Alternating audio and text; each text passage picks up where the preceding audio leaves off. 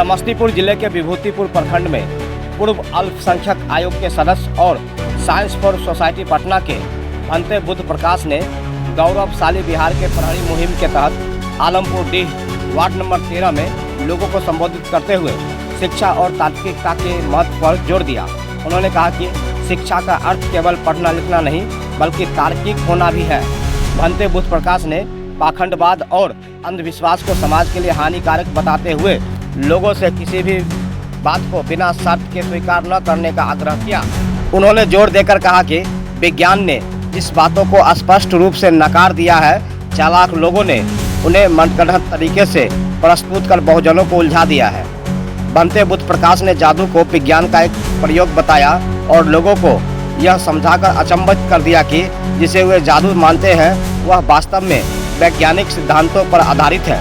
उन्होंने इस बात पर प्रकाश डाला कि जिस तरह पाखंडियों ने विज्ञान को जादू टोने का रूप देकर अपनी कमाई का जरिया बना लिया, उन्होंने अफसोस जताया कि इसी पैसे से पाखंडी अपने बच्चों को उच्च शिक्षा दिलाकर अधिकारी बनाते हैं, जबकि बहुजन धर्म के नाम पर अंधाधुंध चढ़ावा चढ़ाकर आर्थिक रूप से कमजोर होते जा रहे हैं और अपने बच्चों के भविष्य को बर्बाद कर रहे हैं। भंते बुद्ध प्रकाश ने मृत्यु भोज को एक अभिशाप करार दिया। उन्होंने कहा कि बहुजन स्वर्ग नरक के चक्कर में फंसकर पंडितों के कहने पर क्रियाक्रम करते हैं और अंधविश्वास में अपनी स्थिति बद से बदतर कर लेते हैं।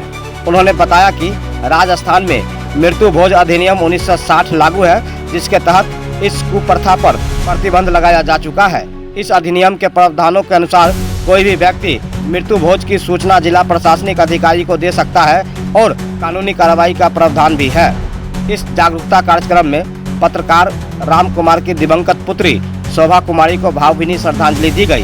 कार्यक्रम में राम कुमार, राजाराम महतो, विनय भूषण, धर्मेंद्र कुमार, अमरजीत कुमार सिंह, रामश्रय महतो, ब्रह्मदेव महतो, जगदीश महतो, धर्मेंद्र कुमार, विनेश महतो, मनोज महतो, विष्णुदेव महतो, शिक्षा सेवक सुमन सौरभ, हीरा कुमारी, पुष्पा सिन्हा, द्रौपदी देवी, पूनम देवी, संगीता देवी, सुनैना देवी, सोनम देवी, विमल देवी, शोभा देवी सहित दर्जनों लोग मौजूद थे। सभी उपस्थित लोगों ने इस पहल की सराहना की और अंधविश्वास तथा पाखंडवाद को मिटाने का संकल्प लिया। भंते बुद्ध प्रकाश ने लोगों से अपील किया कि वे अपने बच्चे को शिक्षित करें और उन्हें तार्किक सोच विकसित करने के लिए प्रेरित करें, ताकि वे समाज में व्याप्त कुप्रथाओं से खुद को और परिवार को बचा सके। विकास हुआ कि कोई भगवान विकास किया, दुर्गा माँ, सरस्वती माँ, काली माँ पूजा करते रह गए सब दिन, आपको ठगते रह गया। फिर उसके बाद आगे बढ़िए तो अभी इंटरनेट का युग है। अभी आपको पैसा की जरूरत है 5,000 रुपया, भंते जी हमको 5,000 रुपया दीजिए, तो आपको बैंक जाने की जरूरत नहीं पड़ेगा। हम आपको अपना अथी में बटन दबाएंगे, आपके यहाँ जो नहीं वहाँ पैसा निकाल लीजिए। इसको किसने बनाया? भगवान बनाया है? आदमी बनाया सब? आदमी सबसे बड़ा भगवान है।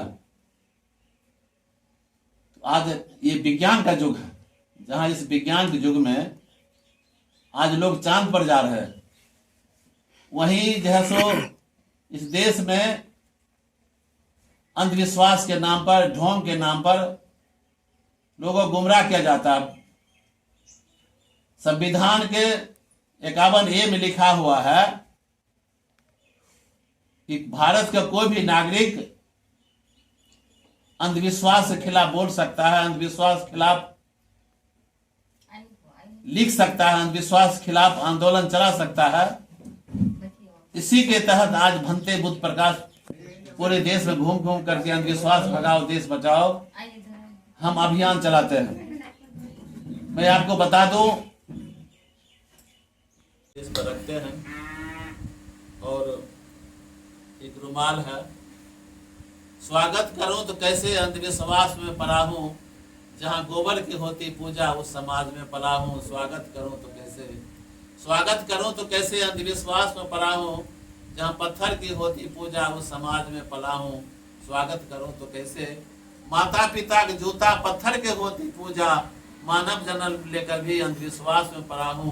स्वागत करूं तो कैसे अंधविश्वास में पड़ा है ना। माँ बाप बीमार है घर में, बाबा धाम जाते हैं जल लेकर के, लेकिन क्योंकि आप जो है सो माँ बाप से ज्यादा महत्व देते हैं उसको, उस बाबा धाम को। जिस दिन बाबा धाम को देना बंद कर देंगे, आपके माँ पिताजी खुशहाल हो जाएंगे। जिस बाप माता पिता ने आपको इतना पाला पोसा, इतना बड़ा बनाया, उस बाप को नहीं देख करके आप बाबा धाम जाते हैं, पैर फूल के इतना मोटा हो जाता है, दौड़ते हुए फिर आते हैं, डॉक्टर से इलाज करवाते हैं, क्या मिलता है आपको? वो तो ठगबा सब बैठा हुआ है वहाँ। तो हम चमत्कार दिखाते हैं। गोबर माता थर पूजत रहाव, अब बानवा चूल्हा फुकनी है। इसलिए देखिए, सिंदूर को लोग सुहाग कहते हैं, लेकिन ब्राह्मणों ने इस सुहाग को भी गाय के पैखाना में लगवा देता है, गोबर में टीका मारने के लिए। आप लोग सत्यनारायण कथा में बुलाते हैं पंडित जी को, तो पंडित जी गाय के पैखाना छूटा नहीं है अपने, कहेगा जजमान गाय के गोबर तनी गोल करके लेने आबू। पंडित नहीं छूता है, गोल करके आप दीजिएगा, केला के पत्ता पर या कोई पत्ता पर रखवा देगा, दोसर पत्ता से ढक देगा और लबका धोती गमछा उसको ओढ़ा देगा। पूजा शुरू हो जाएगा, मेवा मिष्ठान सब उस पर चढ़ाएगा, 1-1.5 घंटा में पूजा हो जाएगा। सारा मेवा मिष्ठान पंडित जी के धोकरी में जाएगा और ठाकुर जी कहेगा कचरा में फेंक दो, एक काम भैया। ज्यादा कीमती चीज, अरे 2 पैसा 4 पैसा का मेवा मिष्ठान था, तुम लिया झोला में, अब भगवान को फेंकवा दिया, उसको भी रखो झोला में। तो गोबर को गणेश नहीं बनाता है, देखता है सुदर्बा के गोबर दिमाग में ठूस आता है कि नहीं, और गोबर को भगवान जो कहते हैं मानता है कि नहीं। जब गाय का पैखाना हर चीज का मल मल है, और जब इसको भगवान मान लिया किसी पैखाना को, इसको दिमाग में कुछ छोड़ ठूसेंगे, डायरेक्ट जाएगा, कभी रुकेगा नहीं। वो इंटरव्यू ले रहा है जी पैखाना का भगवान कहता है कि नहीं। तो ये सोच है उसका, हम लोगों का सोच इतना है जो वो जो कहेगा, हमको इधर से सोचना नहीं है, वो जो कहता है डायरेक्ट हमारे दिमाग में घुसता है। वो जो कह दिया हमारे पास काट करने का पावर नहीं है, बस इसी है तो ब्राह्मणवादी व्यवस्था। ये शादी विवाह में कौन कौन गीत गाते हैं महिलाएं, जो हमको पता नहीं, समझ में नहीं आता है। तो कहता ये है यही है हो ब्राह्मण बाबा, आधी आधी रतिया हो, जागल में जागल छै कुम्हारबा के बेटवा। केना गावे छै हमरा याद नहीं छै, अब वो सुत रहते तो फिर गावे हमें। तो ये बताइए, ये गीत हुआ? हमारा किसी के घर में शादी होगा बेटा बेटी का, महिला कहेगी हे दीदी, हे चाची, हे ब्राह्मण वाला एगो गीत उठा हो। अब ब्राह्मण घर में भी शादी होता है, कखनो कहेगा एगो सुधर्मो लगाओ, कभी कहेगा? कभी नहीं कहेगा एगो सुधर्मो लगाओ। अब हम लोगों को कैसे बेवकूफ बनाया, एगो घुमा दिया पूरब, कहा तुम्हारा देवता सूर्य है, तुम चोटी बढ़ा लो। एगो घुमा दिया पश्चिम, कहा तुम्हारा देवता चांद है, तुम दाढ़ी बढ़ा लो। दोनों को एक नहीं होने देता है, दोनों को टकराता है, दाढ़ी चोटी का मामला है। अब दोनों में से जिसका बेटा आगे बढ़ता है उसको दामाद बनाता है। बनाता है कि नहीं? आप लोग बोलिए हाँ या नहीं। बनाता है कि नहीं? आप लोग कुछ बोलते नहीं है, हाँ या नहीं? बनाता है। अब फिर हम उसके बात को समझ नहीं पाते हैं, वो बेवकूफ हमको आपस में लड़ा रहा है।